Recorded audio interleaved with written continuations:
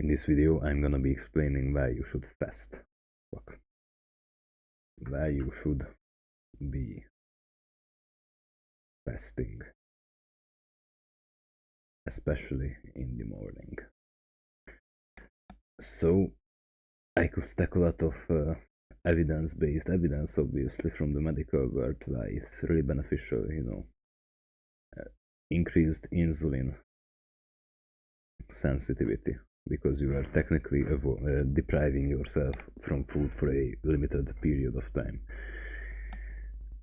I could say that it can combat metabolic diseases or anything, but I'm not gonna talk about that. I'm not gonna be talking about all of this shit. What I'm gonna talk about is the mental clarity that you get from the food, and the basic idea in the human society that you should have breakfast. And unless you have breakfast, you can't do anything cognitively demanding, because then you are gonna your brain is gonna be always thinking about food that is gonna be a pizza right there. Don't really judge my fucking pizza. I'm not an artist. So unless you have food in the morning, then you are not gonna be able to perform. Now that is fucking stupid if you really think about it. Our ancestors didn't have breakfast every single day. In fact, they had to go hunting before they could have the meat, right? Before they could have the food, because our ancestors didn't have fucking supermarkets and fridges. Our ancestors had to hunt to basically have food to eat, for them to survive, for their families to survive, for their tribes to survive. They had to hunt, and they had no other option than going out fasted, than literally hunting hungry, because they were hungry. That's why they would hunt. They had to eat. And so the modern perception of you can't do anything without a breakfast, because then your brain is gonna be always thinking about food. Obviously, you're hungry, but you, by being hungry, you get into the hunter mode. You get into your part of the brain which really goes like, like a fucking, the RPM is turned high, because you have to pay attention. You have to be really aware of your surroundings. When does the deer jump out from behind a fucking tree, right? You have to be also cognitively, but also physically really fresh when you are fasting, and that makes evolutionary sense. And even if you really think about it, our ancestors couldn't hunt for a boar every single day. They didn't have available food every single day, so it may even be a good idea to try alternate day fasting or do prolonged fasts. Obviously, the most problematic thing about fasting is that it's gonna impair your physique. And let me tell you that is also really bullshit. When I got my most shredded and my strongest and everything, I was basically fasting for 18 hours a day and eating 6 hours for 6 hours a day. Now, obviously, you still have to get your protein in, you still have to get your calories in, you still have to have the fats in order for you to have the hormonal health. Fats are essential for that, and we are consuming fats for that reason, anyways. So you still have to have a lot of available food, and obviously, then you are gonna have bigger meals. And I'm just gonna throw a bubble here, and it's stuffed with a lot of food. That it's food. It's food. So you are gonna have to have larger meals, and the problem with that a lot of people face is, myself included, that I have GI distress, which basically means that I shit a lot when I fast for a lot of time. And the solution for that is not going OMAD. I've tried that, it gave me great results, but it also made me shit really frequently and really painfully. So I'm not recommending OMAD, although it's a great way to to literally harness your brain's capability for 20 hours a day, basically. And the way I do it right now is that I would obviously fast in the morning. I don't have extreme fasts right now, but I may go that route down again in the future. the way I do it is that I don't have breakfast. I completely avoid breakfast. I have no calories. I have coffee, which may be cold because caffeine is still really really addictive, and in the future we may see some results of caffeine being the same marketing thing that nicotine and cigarettes used to be in the 60s. But anyway, I have coffee because it makes me perform better, literally. And in my opinion, I tried going without caffeine, and I succeeded in that. I actually recommend you do this. You should take at least a month away from caffeine completely, because then you are gonna resensitize yourself for caffeine and you're gonna experience the benefits. And don't consume caffeine every single day. At least consume it every second day, if you must. You shouldn't really consume caffeine even that oftenly.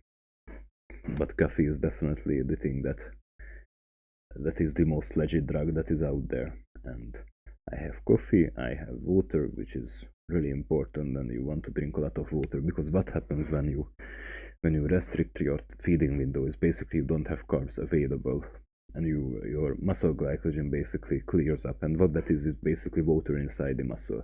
The water inside the muscle is gonna clear, and you are gonna get somewhat dehydrated if you don't drink enough water. So it's essential during your fast that you drink a lot of water. And I have water, and I also would have the salt. Now that is also really important because it's gonna contribute to your hydration also, but it's also gonna trigger your adrenaline system. I think, I'm not sure about that. The point is it's gonna make you cognitively perform better. So you should consume salt, table salt in the morning. Obviously what we have here is sodium. Sodium is the important part, and table salt and sodium is not a 1-to-1 ratio. So if you were to eat 3 grams of table salt, then you are obviously not gonna get 3 grams of sodium, because you would literally die. Obviously not fucking die, but the upper limit I think is 2600 milligrams of sodium a day. I think, I'm not sure about that. I think it depends on the person itself, but you should aim to get at least this amount of salt every day in order to have a good cognitive function, but also it makes your muscles function better. It's a great pre-workout, so don't avoid salt. It's not unhealthy.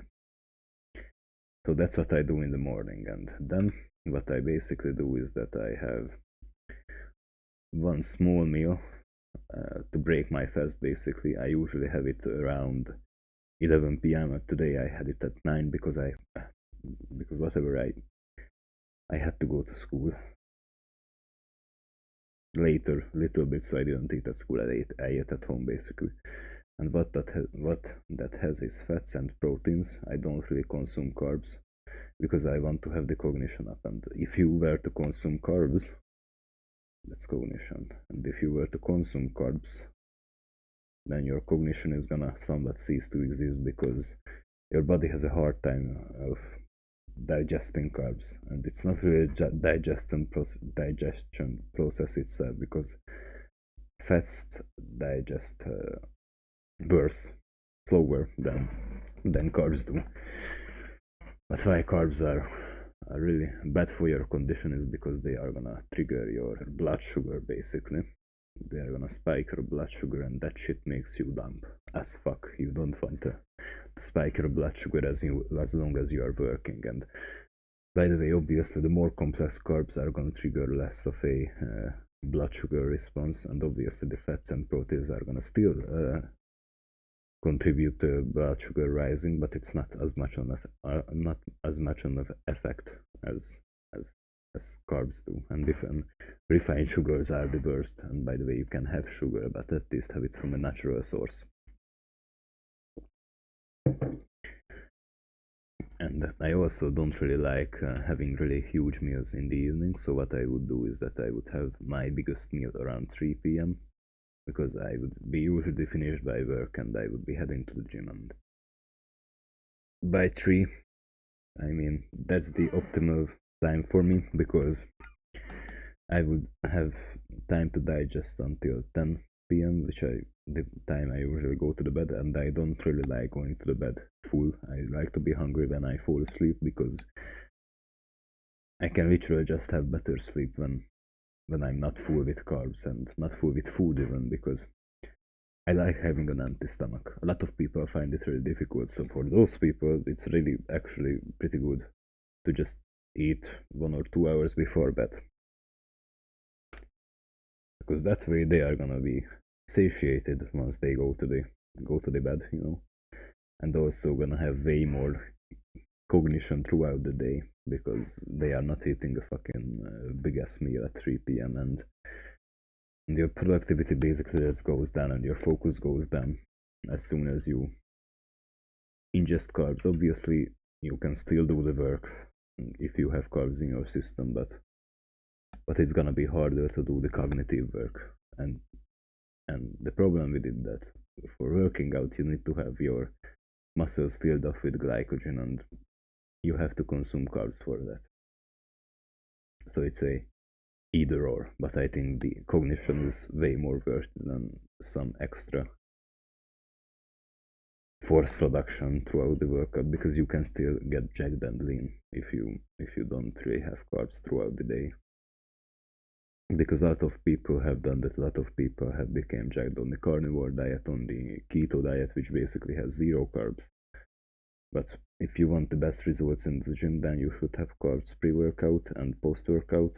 Post-workout is not as much important, but I do it regardless because it's gonna ensure that my muscle glycogen, which I talked about earlier, is gonna fill back up, and then I'm gonna be more sore afterwards.